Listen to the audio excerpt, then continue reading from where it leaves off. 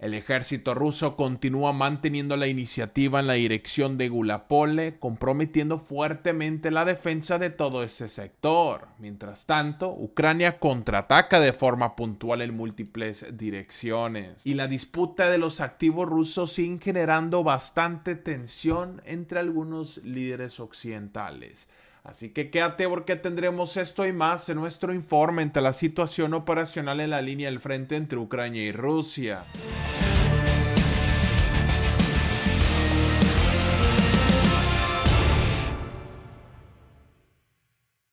Primero vamos a hacer un repaso del frente para después cubrir las principales noticias políticas que están influyendo directamente en la guerra en Ucrania. Así que sin más preámbulos, vámonos al sur donde se encuentra la región de Zaporizhia, específicamente en el flanco oeste donde se encuentra la ciudad de Gulapole, ya que seguimos viendo que esta dirección es uno de los puntos más calientes de los más de 1000 kilómetros de la línea de contacto. El comando ruso sigue manteniendo un sobreenfoque total en la zona urbana de Gulapole, en donde no solamente vemos múltiples bombardeos, ya sea utilizando el apoyo de la aviación en el que están azotando la parte central, sino también artillería pesada como sistemas Grad están atacando las vías que conectan los accesos con la retaguardia, con el objetivo de evitar y destruir en su totalidad cualquier punto de despliegue restante que se encuentre en la ciudad, en donde no solamente observamos que la presión se está desarrollando con el fuego, sino adicionalmente en el aspecto psicológico.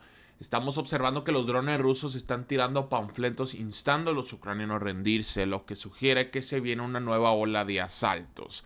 Adicionalmente, los mismos drones rusos también están grabando fuertes fortificaciones y puntos defensivos en los accesos principales del flanco oeste, el cual podemos entender que Ucrania tiene una defensa en profundidad y en cuanto esas líneas defensivas sean atacadas y comprometidas, es muy posible que decidan retroceder hacia la ciudad, en donde muy probablemente tienen más puntos defensivos, específicamente en esta parte residencial. Y luego, como podemos ver, hay una barrera natural, el cual es el río, y después viene la zona central de Gulapole.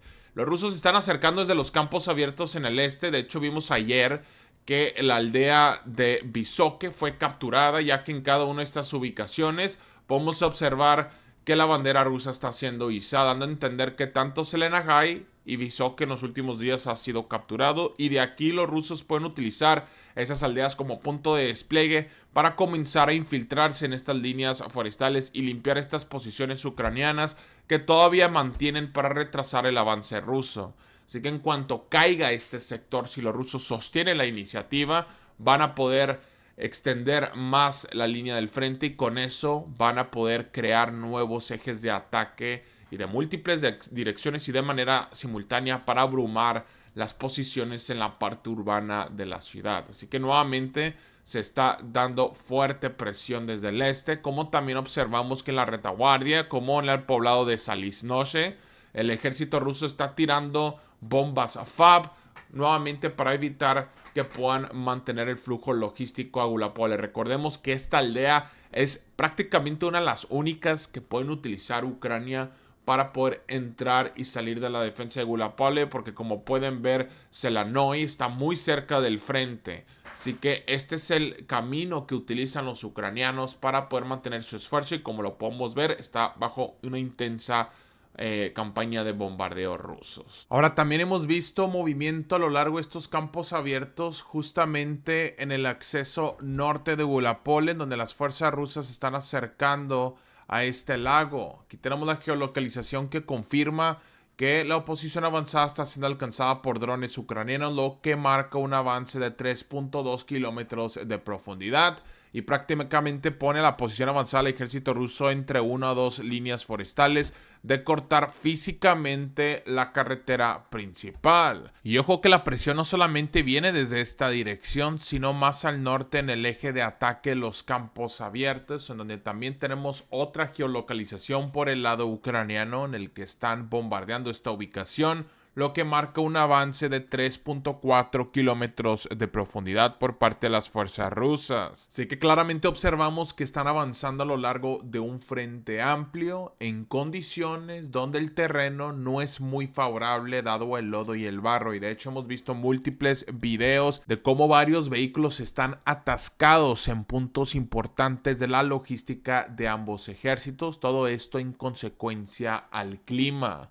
Así que la presión se está desarrollando desde un frente amplio y la aldea de Barbarivka está bajo muchos ataques, y se espera que si los rusos están manteniendo esta iniciativa logren llegar a la vía dentro de poco. Ahora, Ucrania por su parte, por primera vez en meses, está comenzando a contraatacar, y el primero de los casos se desarrolló en Dropilia, en donde recordemos que el día de ayer yo les había comentado, cuando se anunció la captura de Dropilia, que las fuerzas rusas de forma interesante solamente estaban izando la bandera en la parte central, en vez de hacerlo en la punta, donde se encuentra la zona extrema del poblado de Dropilia. Digo, entendemos que esta aldea está bastante largo, así que yo había dicho que estaba el resto en la zona de la disputa, pero muchas personas dijeron que ya había caído.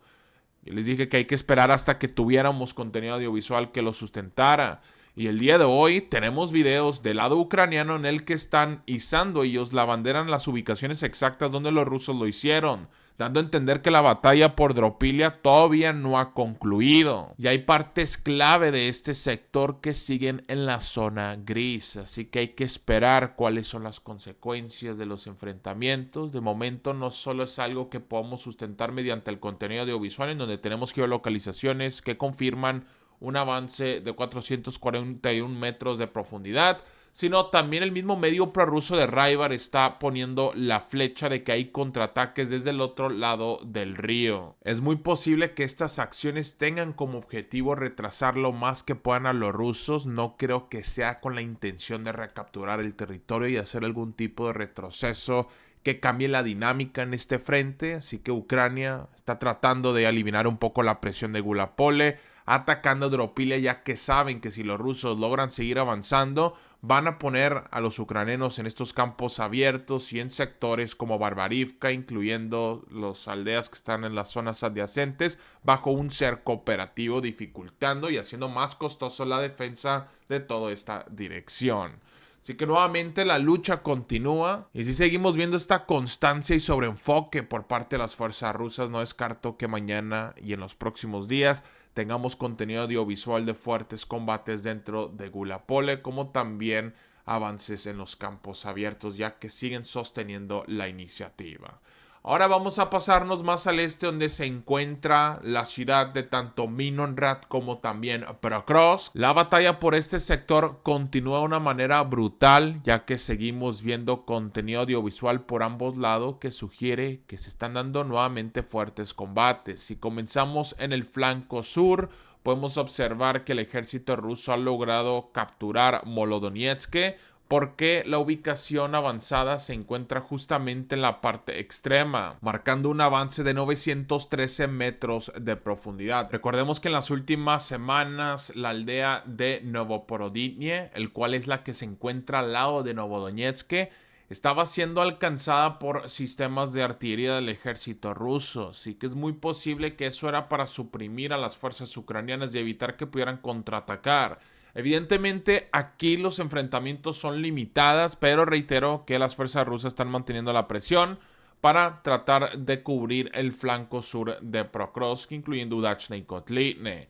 Si nos vamos más a la parte central de esta dirección, podemos ver reportes de que todavía hay fuertes enfrentamientos en Jushunia, como también la llegada de sistemas incendiarios TOS-1A que están bombardeando fuertemente los campos abiertos, lo que nuevamente nos muestra que Ucrania opera bajo intenso fuego.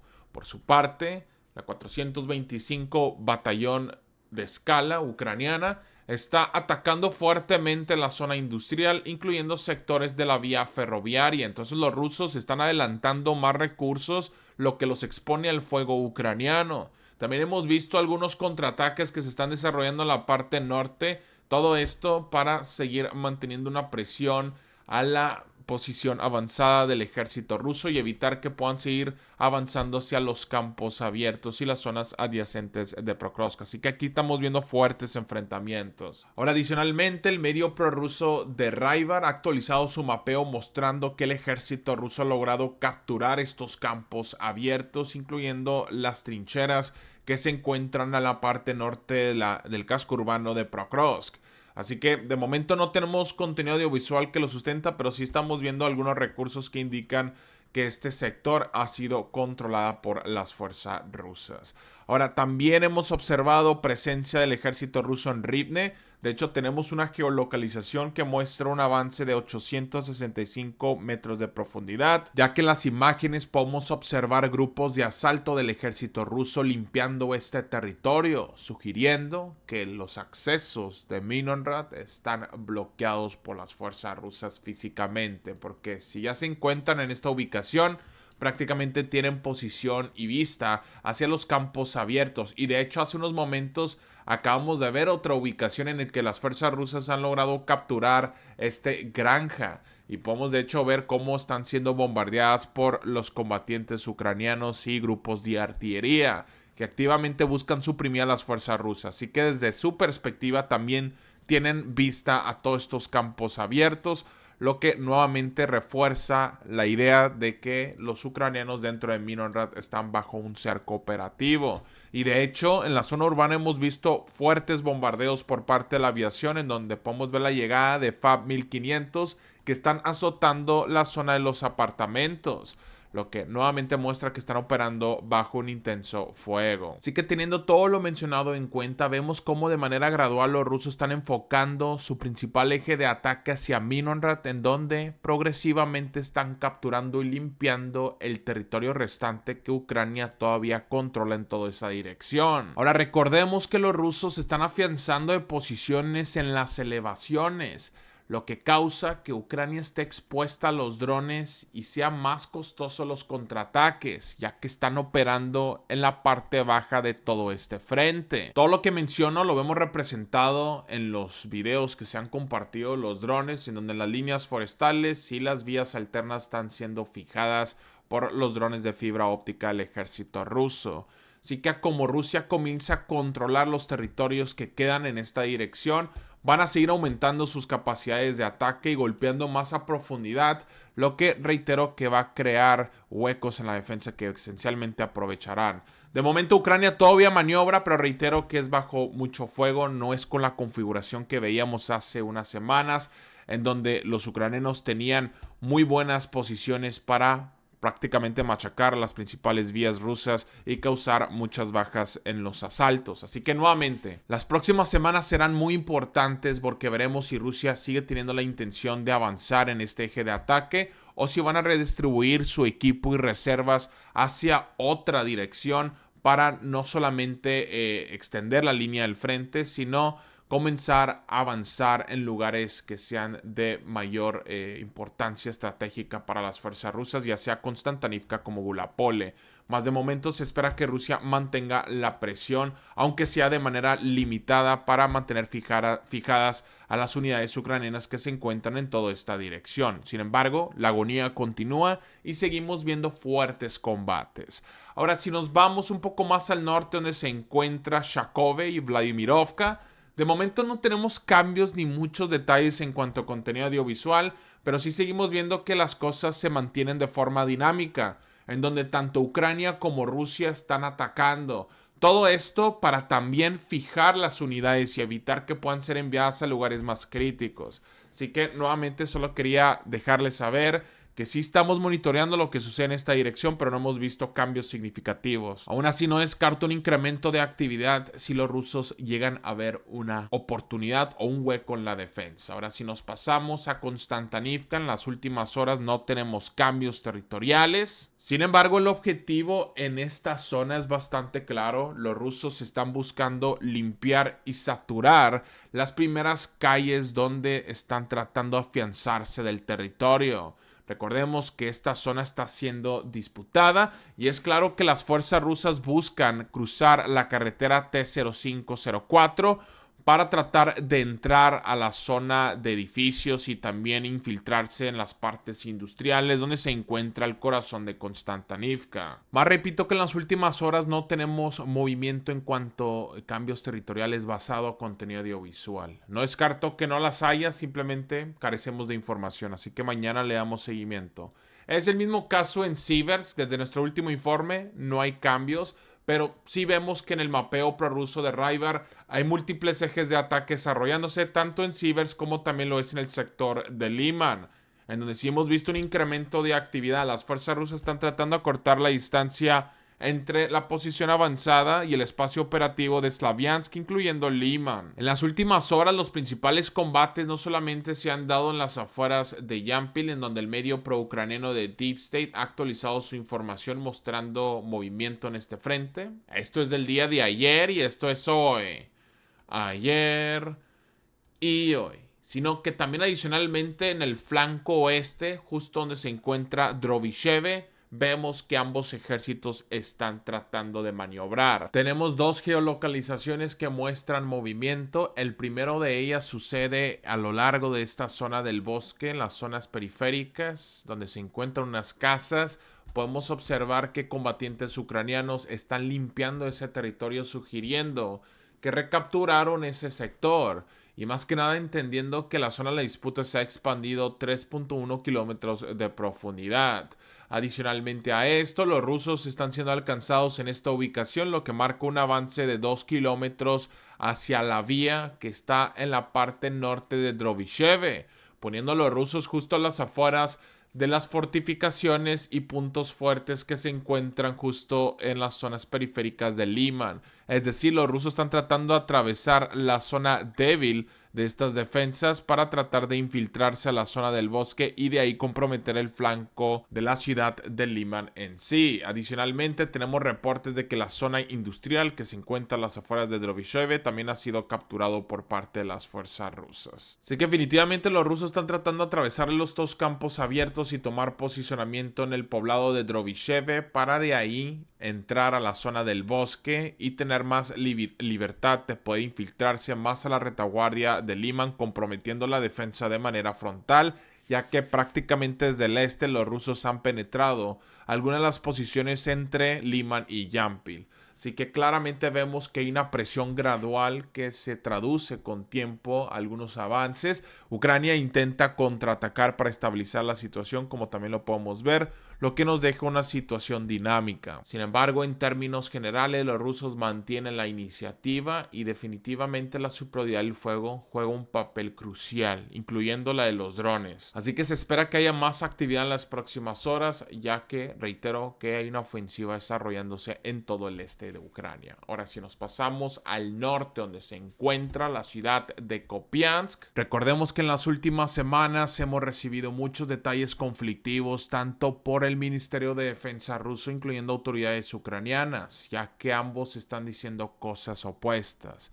Por un lado, los rusos dicen que Kupiansk ha sido capturado por completo y que de hecho las fuerzas ucranianas que se encuentran en los alrededores como dentro de la ciudad en sí están completamente cercadas, mientras que la contraparte ucraniana de tanto medios, fuentes abiertas, incluyendo hasta el propio Zelensky, ha dicho que han logrado desarrollar una contraofensiva exitosa en donde están limpiando por completo a los rusos de la ciudad. En los últimos días no teníamos contenido audiovisual que pudiera confirmar lo que está diciendo Ucrania, pero hoy se ha filtrado la primera geolocalización en el que podemos ver que los ucranianos tienen una presencia cerca del complejo industrial, ya que un grupo de combatientes están atacando un edificio donde presuntamente se encuentra una posición rusa, marcando un avance de 512 metros de profundidad. Adicionalmente, en los últimos días también hemos visto videos adicionales de ataques de drones rusos que están bombardeando posiciones avanzadas del ejército ucraniano dentro del casco urbano, lo que podría sustentar otra vez que Ucrania esencialmente ha entrado a Kupiansk y que están disputando algunos sectores clave. Ahora sí es importante destacar que es muy difícil entender dónde exactamente yace la línea de contacto, ya que de momento hay muy pocos videos, pero se entiende que ambos ejércitos están en lugares clave de Kupiansk y es muy posible que Ucrania ha recapturado algunas posiciones que les habilitan poder mantener su esfuerzo dentro de Kupiansk en sí. Por su parte, los rusos siguen bombardeando los alrededores. Hemos visto videos tanto de sistemas Huracán como también la artillería que está bombardeando específicamente los puntos de despliegue que se encuentran en las zonas adyacentes que utiliza Ucrania para contraatacar. Así que la batalla está en curso. Yo me voy a esperar a que tengamos más imágenes que nos puedan dar un poco más de claridad y irnos basado más que nada a los hechos consumados antes de precipitarnos a cualquier conclusión, ya que los mapas realmente nos están dando diferentes perspectivas opuestas.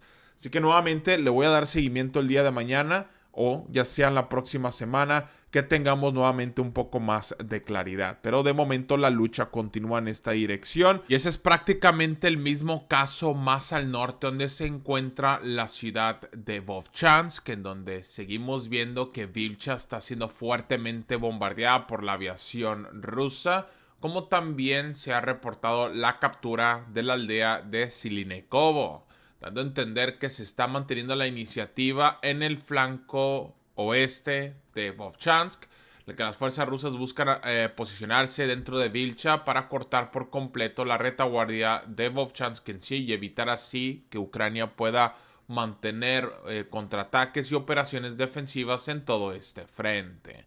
Aún así, en cuanto a la situación operacional, es todo lo que tengo. Ahora, si nos pasamos al contexto internacional, la revista Spiegel informó que en una llamada secreta con Zelensky y líderes como Macron, Merz y Starmer expresaron su profunda desconfianza hacia Witkoff y Kushner, quienes son los enviados de Trump para negociar con Rusia, ya que tienen miedo de que Trump traicione a Ucrania. Aquí creo yo que la pregunta clave es ¿qué significa exactamente traicionar? Porque si un presidente dice estamos con ustedes hasta el final y el siguiente llega y dice yo nunca prometí eso, ¿eso lo consideran ustedes traicionar el país o un cambio de administración? Que la realidad está que quien realmente se comprometió con Ucrania fue Biden, no Estados Unidos como concepto eterno. Nosotros de principio lo hemos platicado extensamente. Trump no está pensando en el bien de Ucrania como prioridad número uno, sino está pensando en cerrar la guerra,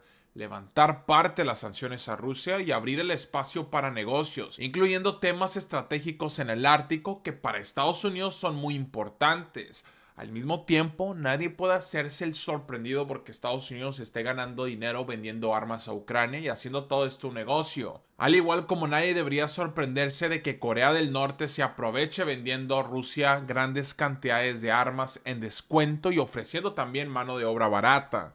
La palabra traición entre comillas se usa mucho, pero en la práctica cada actor está defendiendo sus propios intereses económicos y políticos. Y eso es lo que está molestando a algunas capitales europeas. No es tanto si Trump traiciona a Ucrania, sino que cambie las reglas del juego que ellos habían asumido para los próximos años. Y ojo que quiero ser claro, no estoy aquí para debatir si esto es moral o no. Al final del día es irrelevante lo que yo piense en lo personal. Aquí lo importante es analizar la realidad de la situación y eso es como yo interpreto lo que está sucediendo. Ahora, dentro de Europa, otro gran tema son los activos rusos congelados que hemos repetidamente hablado en nuestros últimos informes en este mes, ya que el canciller alemán Friedrich Merz, que ya arrastra una caída de popularidad muy notoria, estamos hablando del 29% al 23% y algunos lo colocaban cerca del 20%, ha organizado un viaje urgente a Bélgica, cuyo país se opone a que los activos rusos congelados se conviertan en un gran crédito de reparaciones para Ucrania. Como lo hemos platicado, el argumento belga es bastante lógico, el cual es que el peso de esa decisión debe repartirse de manera justa entre todos. Hemos visto que Ursula von der Leyen ha preparado un proyecto de ley que en teoría reparte ese peso, pero en la práctica hay artículos que limitan el mecanismo principalmente a países de la Unión Europea, y recordemos que Ucrania no es miembro, así que eso hace que el reparto real no sea tan equitativo como se presenta públicamente. Yo creo que en teoría el problema sería fácil de resolver, ya que quienes no estén de acuerdo simplemente pueden decir que no y los que sí firman un documento asumiendo el coste y listo, en donde en 48 horas podrías tener un mecanismo funcional.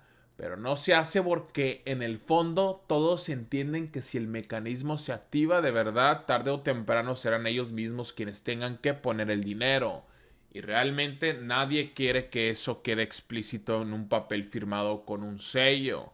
Así que Merz viaja para cenar con el primer ministro belga y convencerle de usar esos activos para un crédito de unos 140.000 millones de euros a Ucrania. Quienes se oponen temen que ese dinero permita prolongar la guerra durante varios años, enviando a Moscú el mensaje de que el occidente no está cansado y que el apoyo seguirá. Sin embargo, ahí aparece una contradicción clara, porque por un lado se dice que Rusia pierde por todas partes y por otro lado se prepara una financiación gigantesca precisamente para poder seguir luchando durante más tiempo. Si de verdad estuviera perdiendo de forma tan clara Rusia, no haría falta este tipo de esfuerzo financiero y diplomático. Ahora, si tratamos de medir el calendario, desde finales de noviembre se señalaba que diciembre era la ventana para tomar decisiones sobre estos activos y sobre la ayuda futura a Ucrania. Mi lectura en lo personal es que diciembre aún no marca el abismo, pero en enero ya se vuelve peligroso y el límite duro está entre febrero y marzo. Tenemos que entender que Ucrania tiene un agujero presupuestario enorme para el 2026. Estamos hablando de más de 50 millones. Y esas necesidades incluyen armamento, mantenimiento del ejército y gasto interno que no se pueden recortar sin consecuencias. Figuras clave como Budanov han apuntado a febrero como un momento clave, pero en lo personal yo lo ampliaría la ventana hasta mediados de mayo, ya que entre febrero y mediados de mayo podrían tomarse decisiones concretas, ya sea sobre un alto el fuego, un compromiso imperfecto o por el contrario la decisión de seguir con la guerra durante varios años más. Si para entonces se han confiscado formalmente los activos del Banco Central de Rusia y se han transformado en un crédito de guerra para Ucrania, es muy probable que eso prolongue el conflicto, porque sería un precedente brutal contra el Banco Central de otro estado grande. Y ojo que difícilmente Rusia va a decir, está bien, nos han quitado nuestros activos, aceptamos sus condiciones. Creo yo que será lo contrario. Putin le puede interesar seguir con la guerra durante todo 2026, ganar tiempo para ajustar su economía y su industria de defensa y esperar fisuras y fatiga en el occidente. Ahora, algo que vi hoy es que el diputado ucraniano Kostenko ha dicho abiertamente que la movilización actual de las fuerzas ucranianas es de 30.000 soldados al mes y que eso de momento no basta y que hay que subirla a 60.000 mensual. Si hacemos rápidamente algunas calculaciones, 30.000 al mes equivale a unos 360.000 al año. Si se sube a 60 serían prácticamente 720.000 al año y son cifras enormes, no solo en términos militares sino también sociales y políticos. Hablar de esto en Ucrania en público es muy delicado porque cada vez que alguien menciona movilización masiva o posibles cifras de bajas, enseguida aparecen acusaciones de propagar entre comillas narrativas rusas.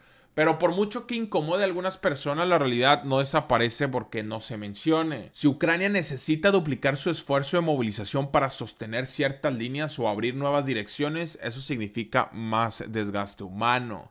Eso equivale a más tensión interna y más presión sobre un país que ya está agotado después de años de guerra. A esto le podemos sumar las declaraciones del exministro de Exteriores ucraniano, Dmytro Kuleba, en donde ayer afirmó que en 2026 Ucrania perderá aún más gente y más territorio y que las condiciones de paz sobre la mesa serán las mismas que ahora, porque Ucrania no tiene fuerza suficiente para cambiar la trayectoria de la guerra. Kuleba básicamente está diciendo que si alguien cree que en 2026 habrá condiciones mejores para Ucrania, se están engañando ellos solos. La guerra continuará, Rusia seguirá presionando y el riesgo es perder mucho más territorio. Ahora, si volvemos al tema de Europa, incluso si líderes como Starmer, Macron o Merz tienen hoy bajos índices de aprobación y son sustituidos mañana por formaciones más euroescépticas o incluso más cercanas a Rusia, si ahora se confiscan y se usan los activos del Banco Central de Rusia, ese paso es prácticamente irreversible. Ningún gobierno futuro va a poder decir simplemente devolvamos los 140.000 millones y aquí no ha pasado nada. Será una fisura y un cambio que terminará siendo permanente. Por eso las decisiones que se tomen en estos meses son estructurales, no solo para Ucrania y Rusia, sino para el sistema financiero internacional y para la credibilidad de la propia Unión Europea. Y ojo que si tuviéramos líderes europeos con apoyos fuertes y gobiernos estables, la gestión política de este movimiento sería un poco más sencilla, pero ahora mismo muchos gobiernos son frágiles, las coaliciones se tambalean y eso complica todavía más tomar decisiones que van a marcar toda la próxima década. Así que veremos qué sale de la cena de Merz en Bruselas y de las negociaciones de diciembre. Recordemos que diciembre todavía no es el precipicio, pero febrero o marzo sí pueden serlo si no se aclara qué se va a hacer con los activos rusos, o ya sea con el nivel real de apoyo a Ucrania y con la decisión de congelar el conflicto, buscar una paz imperfecta o ya sea prolongar la guerra unos años más. Y todo esto, como siempre, se refleja en el mapa, en Dropilia, en Konstantinivka, en Siversk, en Volchansk y sobre todo en cómo se mueve la línea roja y cuánta gente queda detrás de ella. Pero bueno, camaradas, ya estamos llegando a los 30 minutos y agradezco de corazón a todos los que se han quedado hasta el final del video. No olviden suscribirse al canal para apoyar nuestro esfuerzo, como también consideren entrar al grupo de Telegram, el cual el link está en la descripción. Sin más que agregar, que tenga un excelente día y muchas gracias, camaradas. Adiós.